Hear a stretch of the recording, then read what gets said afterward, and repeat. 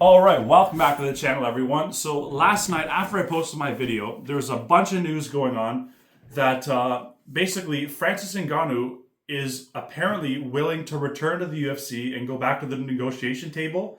And this all stems from an interview that Eric Nicksick just did, where he was asked about Ngannou, his future, and all that. And yeah, let's just get right into the interview. So the interviewer asks, "We can't speak for what's going on in Dana White's mind. But as far as the Francis side of the equation, would he be willing to go back to the negotiation table?"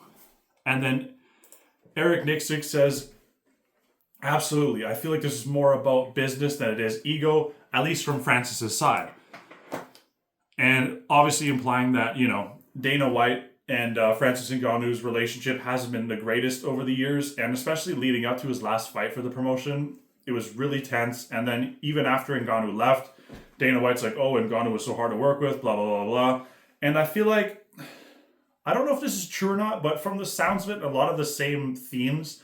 I feel like if you go to the UFC as a star and you want better treatment, they kind of like take it personally. Like, "What, you're trying to get more money? What?" Like, they take it personally. At least it seems like Dana does.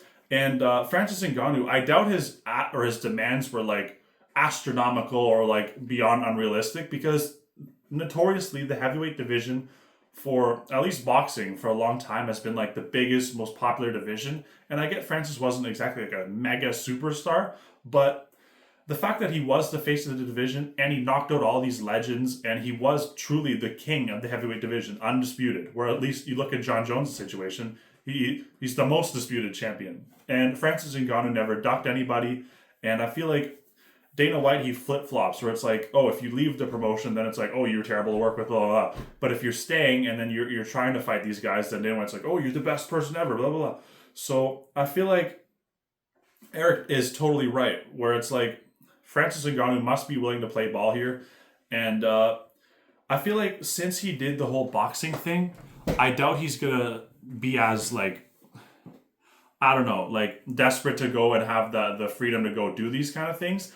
But on saying that, I feel like Ngannou, he's probably going to want to do like a one fight at a time contract, because a lot of times the UFC will try to get these stars in with like a, yeah, you want to do one fight? Yeah, sure. How about 6? And then lock you in and you can't fight anywhere else. And then they limit your pay and everything. So Ngannou definitely does not want to be held down by the UFC, because I feel like I don't know if it was true or not, but I feel like the Deontay Wilder boxing match with him and Ngannou was somewhat in the works. I can't confirm that, obviously, but yeah. And then Eric's like, it's like being an independent contractor, where it's like, whoever wants your services, you just go to the highest bidder, which rightfully so. I mean, as a fighter, it's a temporary career. Well, I wouldn't even say it's a career. It's more like an opportunity. Very few people make like a career out of fighting. So I don't blame Ngannou for wanting to go make more money, especially with like the Turkey Al Sheikh, where he has so much money. He just, he probably made like more than in one fight than he did his entire UFC career. I mean, it is what it is. That money out there is a lot different. And yeah, and then Eric's like, he doesn't want to be in a position again where he can't do any of this. So yeah, if I'm thinking, it'll probably be like a 1 or 2 fight, like I said, contract, where he can still do whatever he wants, or maybe he has to fight the 2 fights and then he can go and do whatever he wants. And I feel like Ngannou, unless he fights Aspinall, I feel like if he fights Jones, he probably won't be at risk of getting knocked out, right? So he could probably turn around relatively quickly. But that all depends on what happens in the future. And then Eric's like, but he did do all those things like the boxing and like the freedom and all that, and he made a bunch of money. And then Eric's like, well, now where does his motivation come from? And it's not about money, and it's about competition. So yeah, no, it makes sense, because like I said, the boxing money, he's made so much for that. And now, yeah, he just wants to find out who's the best. And I feel like the whole PFL thing, I think he got his demands where he wanted like PFL Africa or something like that. And then he wanted like, obviously the freedom to go box, because he's been with the PFL ever since he left the UFC. But as a competitor, Ngannou must know that it's like, okay, I literally steamrolled their best heavyweight in like, what was it, a minute or so? So as a competitor, it must be driving Ngannou crazy, especially seeing the mess of the UFC where he knows that, at least in his head, he's like, I can go knock out both of them in the same night and then just, be the man. Because as much as Ngannou got paid probably a little better in the PFL, very few people cared about that Henan Ferreira or whatever his name was that he fought. And I think Ngannou misses the spotlight. I think he misses like the huge arena events and all that. And obviously PFL and stuff, they do that as well. But like the excitement, the electricity of the UFC. And I'm sure he would want to do... I feel like part of it's maybe nostalgia, where he'd love to do like a card where he's on with Izzy and Usman, you know what I mean? Reunite with them. And I'm sure obviously they talk outside of the UFC and all that, but like to have them, all three of them on the big card and then do that somewhere, like maybe that could be their first African card or something. I don't know. But like, I'm sure the nostalgia factor is there for Ngannou as well, because when all three of them were on top, they were quite happy. Quite happy. And then the interview's like, do you think Dana White will be able to come to the table, or do you think he'll have to go with someone else like Hunter or someone like that?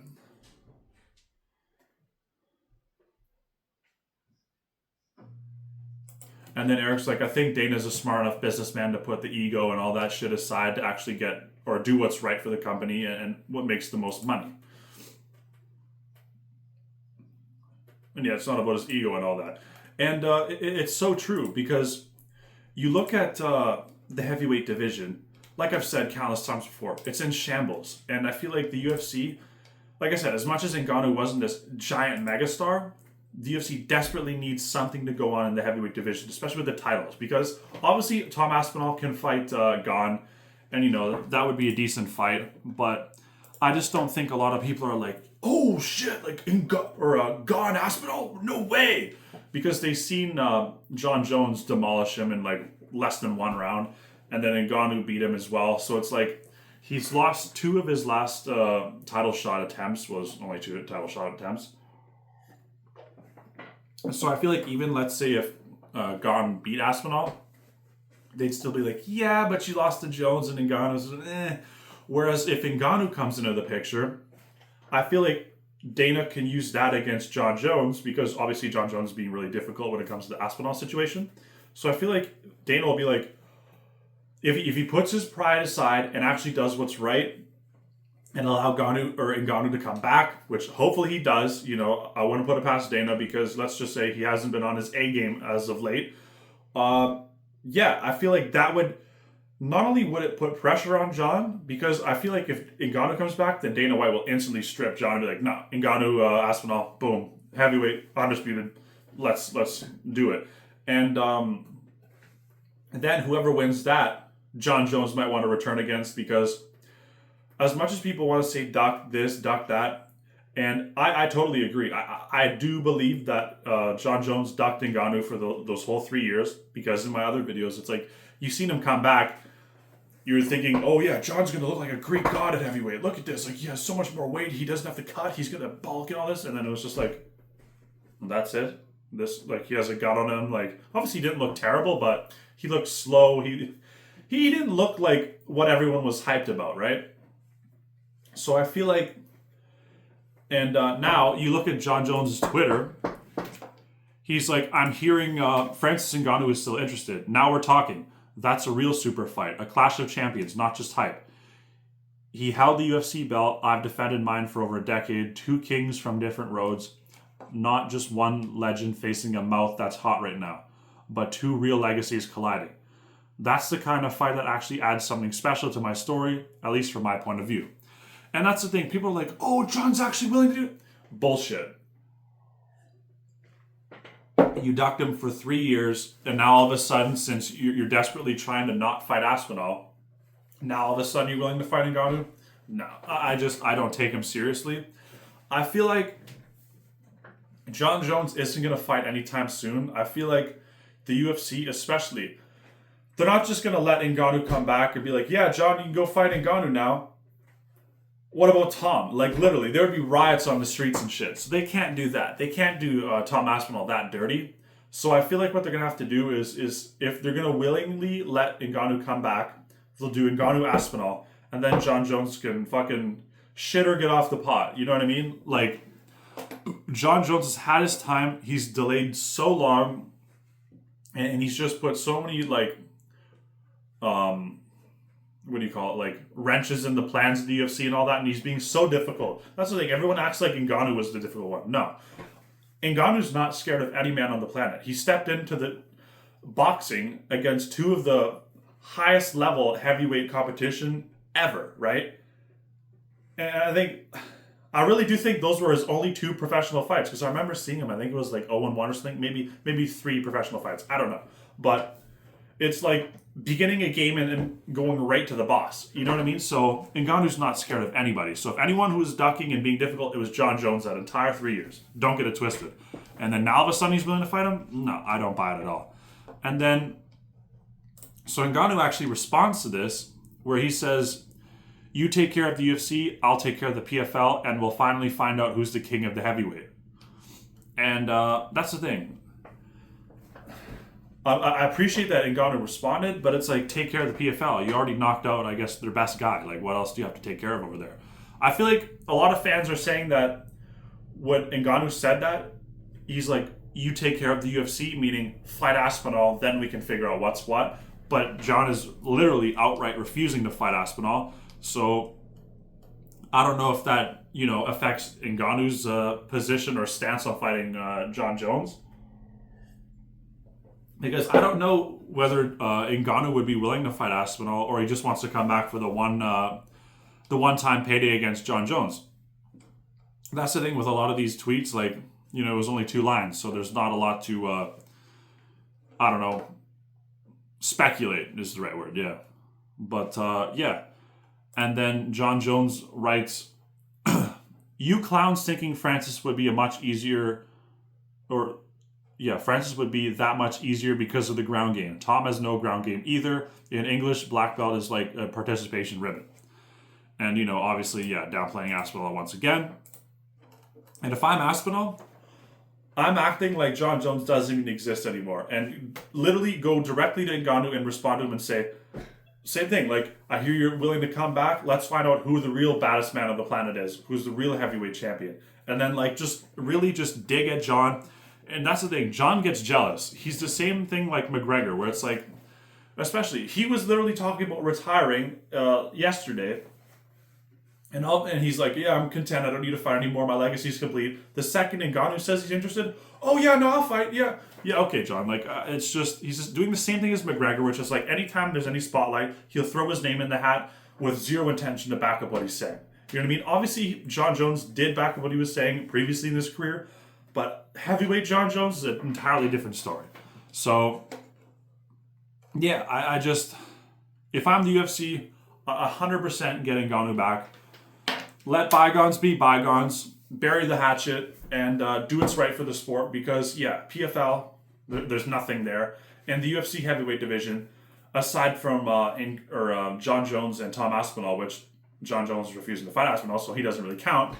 There's Aspinall, that's kind of it. What is he going to do? Like, triple lap his division? Like, the only one he hasn't beaten is gone from the top 5, and then there's Jailton Almeida, but I don't think there's much hype for that either, because,